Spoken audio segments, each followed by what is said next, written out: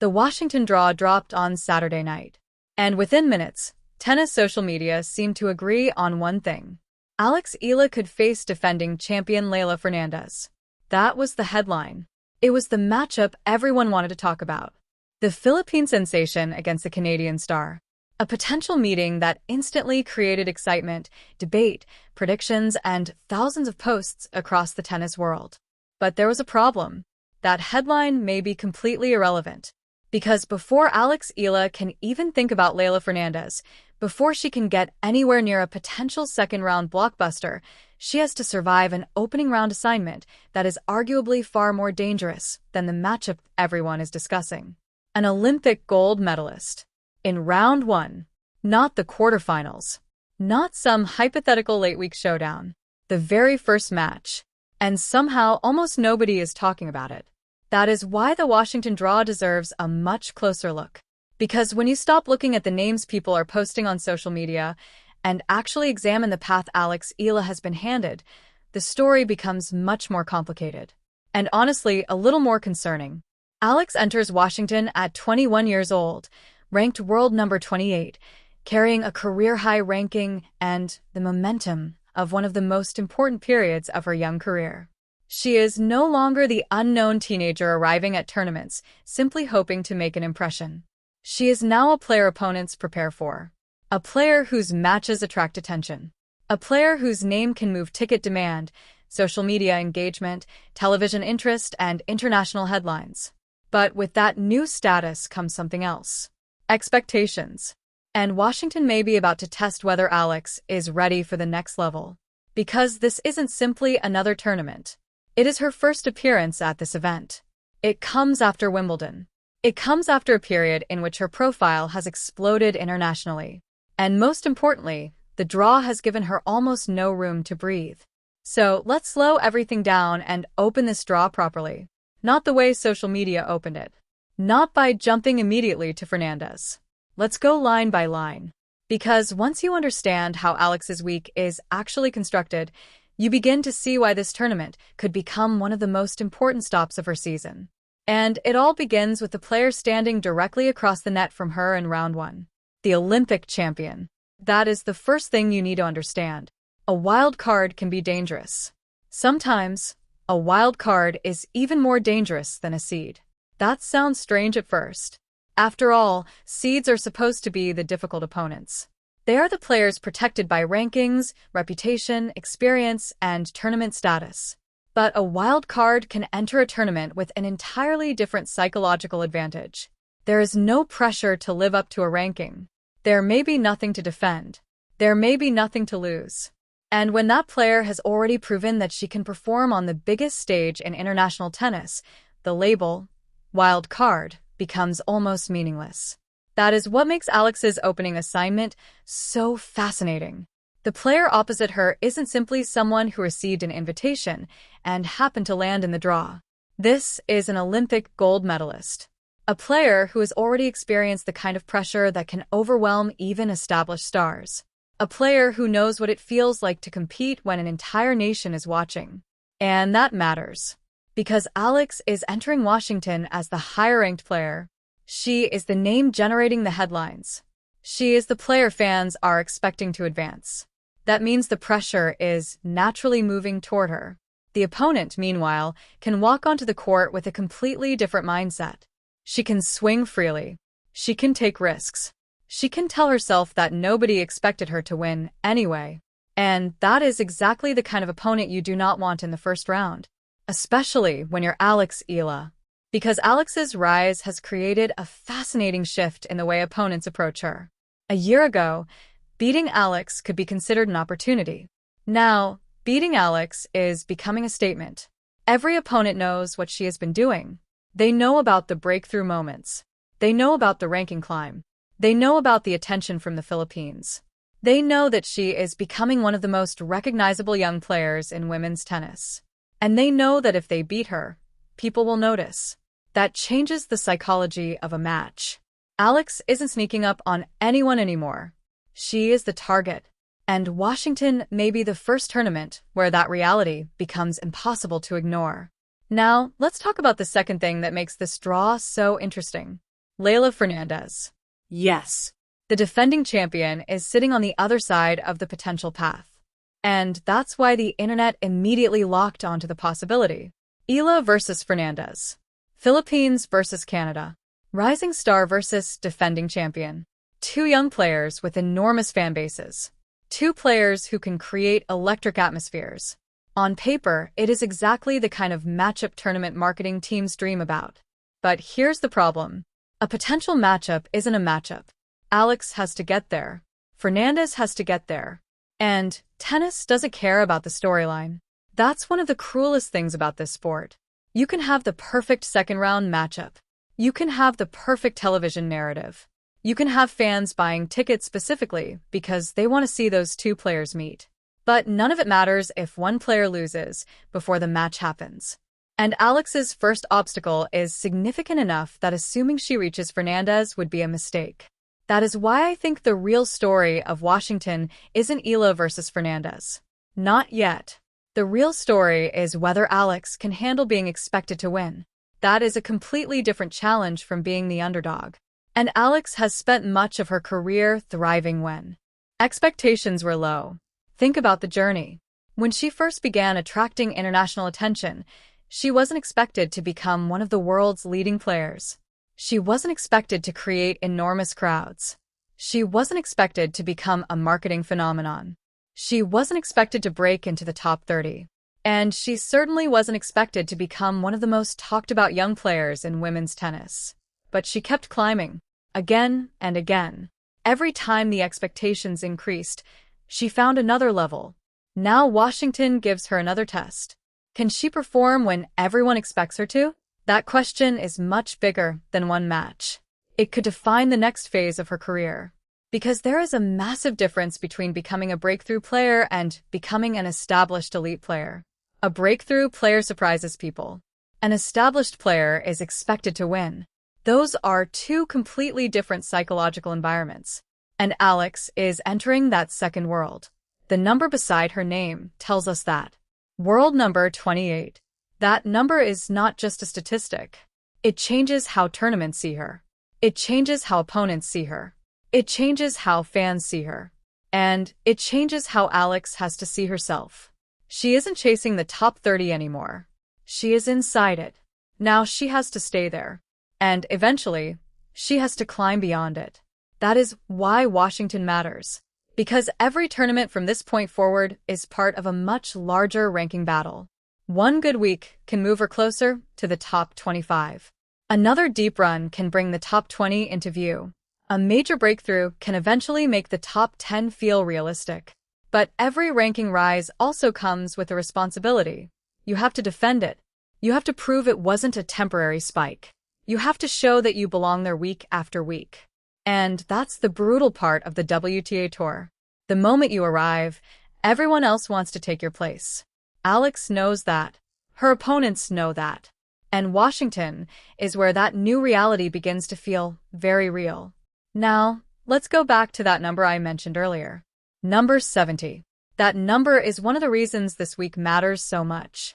Because rankings are not built on reputation. They are built on points. And points have consequences. Every tournament creates an opportunity. Every result changes the calculation. Every round matters. And when you are sitting at a career-high ranking, the points you're defending become increasingly important. This is where casual fans sometimes misunderstand tennis rankings. They look at a player moving up and assume the rise is permanent. But rankings are constantly moving. A player can make a huge jump one month and then lose ground if results don't follow. That means Alex's objective isn't simply to reach number 28. She has already done that. The objective now is to make number 28 the floor rather than the ceiling. And Washington gives her an opportunity to do exactly that. But it also gives her a risk. If she loses early, the ranking conversation changes. If she advances, suddenly the conversation becomes about how far she can go. That's the difference between one match and an entire narrative. And that is why the first round matters so much. The Olympic champion standing across the net isn't simply an obstacle. She represents the new standard Alex has to meet. A player with experience. A player with pressure-tested mentality. a player capable of making the match physical and uncomfortable, and someone who has nothing to lose.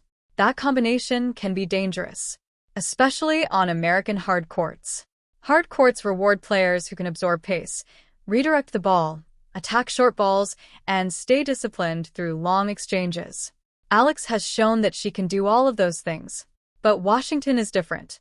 Every tournament has its own conditions, its own atmosphere, its own court speed, its own weather, its own pressure. And this is Alex's first time experiencing this particular environment as a top 30 player. That matters, because there is no longer a question about whether she has enough talent. The talent is obvious. The question is whether she can consistently translate that talent into results. That is what separates potential from performance.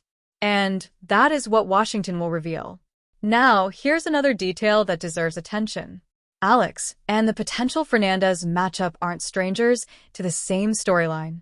There is already history connecting the two players to this broader moment in the season. And yet, somehow, most previews are treating the possible matchup as though it appeared out of nowhere. It didn't. There is context. There are previous results. There are shared experiences. There are patterns. And those details could become extremely important if the two players actually meet. But again, that's later. First comes round one. And this is where I think fans need to resist the temptation to look too far ahead. Because Alex cannot play two matches at once. She cannot play the defending champion before defeating the Olympic champion. She cannot play the second round while still fighting through the first. Tennis forces you to stay in the present. One opponent, one court, one match, one opportunity. And that is exactly what Alex will have to do. The biggest danger is distraction. Not necessarily from the fans. Not necessarily from the media. But from the storyline itself. When thousands of people are already talking about a potential matchup, it becomes very easy for everyone to mentally skip ahead. But elite tennis players don't do that. They focus on the next ball, the next game, the next set, the next match. And Alex's ability to maintain that focus may be more important than any tactical adjustment she makes. Because the pressure around her is growing. The Philippines is watching. The United States is discovering her.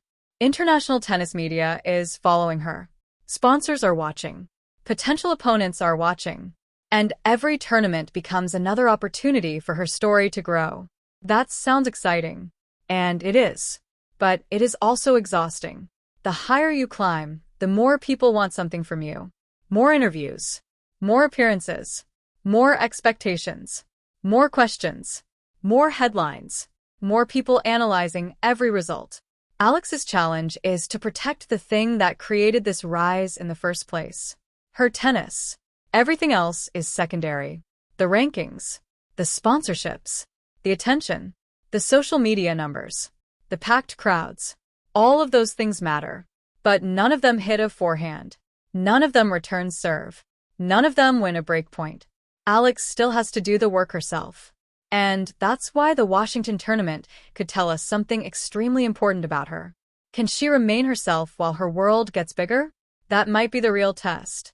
Because her rise has been fueled partly by her ability to remain calm while everything around her becomes louder. The crowds get louder. The headlines get louder. The expectations get louder. But Alex's game has to remain quiet, disciplined, precise, patient. That's the balance she needs. And Washington gives her almost the perfect environment to test it. Now imagine the first round. The stadium is filling. Philippine flags are appearing in the stands. Fans are chanting her name. American spectators are watching closely. The cameras are focused on her. The opponent is waiting across the net. And everyone knows what the storyline is. Everyone expects Alex to win.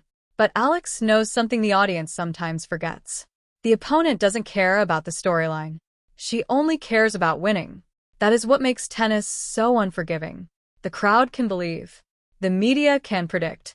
The commentators can analyze. But once the first serve is struck, none of it matters. The ball doesn't know your ranking. The ball doesn't know your nationality. The ball doesn't know your social media following. The ball doesn't care about your potential. You have to earn every point. And Alex has built her career on doing exactly that.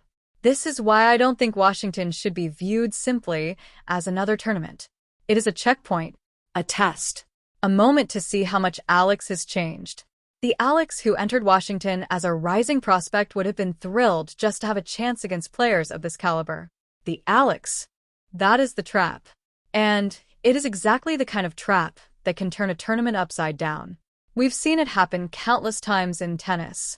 A player enters with a huge potential matchup waiting in round 2. Everyone talks about the future. And then the first round destroys the entire storyline.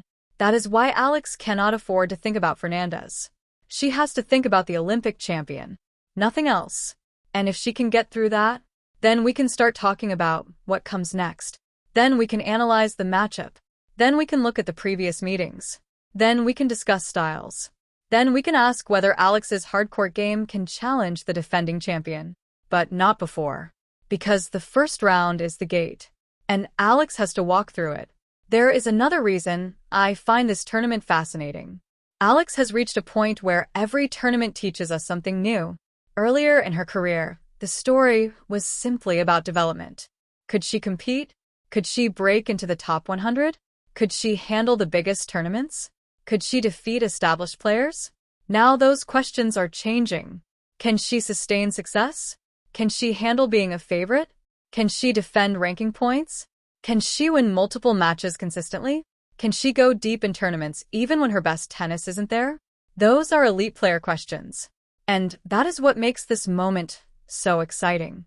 Alex isn't waiting for the next chapter anymore. She is writing it. Washington is another page. Maybe it becomes a short chapter. Maybe it becomes the beginning of another breakthrough. Maybe she wins one match. Maybe she wins several. Maybe the Fernandez matchup never happens. That uncertainty is what makes tennis so compelling. And it is also why we should stop treating the draw as a prediction. The draw isn't the result. It is only the map. Alex still has to travel the road. And that road starts with an Olympic champion. So when the first ball is tossed into the air, forget about the defending champion. Forget about the potential second round. Forget about the headlines. Forget about the ranking. For those first few minutes, there is only Alex Eala and the player standing across the net. That's the moment that matters. If Alex can impose her game early, use her movement, control the baseline exchanges, protect her serve, and refuse to get pulled into emotional tennis, she has every chance to take control. But if she allows the opponent to dictate the tempo, if she gives away short balls, if she starts playing the occasion instead of the point, suddenly the pressure shifts. That is what we need to watch. Not just who wins. How Alex responds. Does she look comfortable? Does she stay composed after mistakes? Does she maintain her body language? Does she trust her forehand? Does she attack when the opportunity appears? Does she defend intelligently? And when the match becomes tight, does she look like the player ranked 28 in the world? Those are the questions that matter. Because rankings are a reflection of what you've already done. The match tells us who you are right now. And Washington is about to give Alex another opportunity to show exactly that. Maybe the biggest story of the week will eventually be Alex Eala versus Leylah Fernandez. Maybe that match becomes one of the most talked about encounters of the tournament. Maybe the crowd turns it into an unforgettable international tennis spectacle. But before any of that can happen, there is one opponent standing in the way. One match. One opportunity. One test. And that is why the Washington draw is far more dangerous than the headline suggests. The internet saw Fernandez. I saw the Olympic champion. The internet saw the potential second round. I saw the first round trap. The internet saw another tournament. I see a test of whether Alex Eala is ready for the new reality that comes with being a top 30 player. Because the most difficult part of becoming a star isn't getting noticed. It's staying there. It's proving the breakthrough wasn't an accident.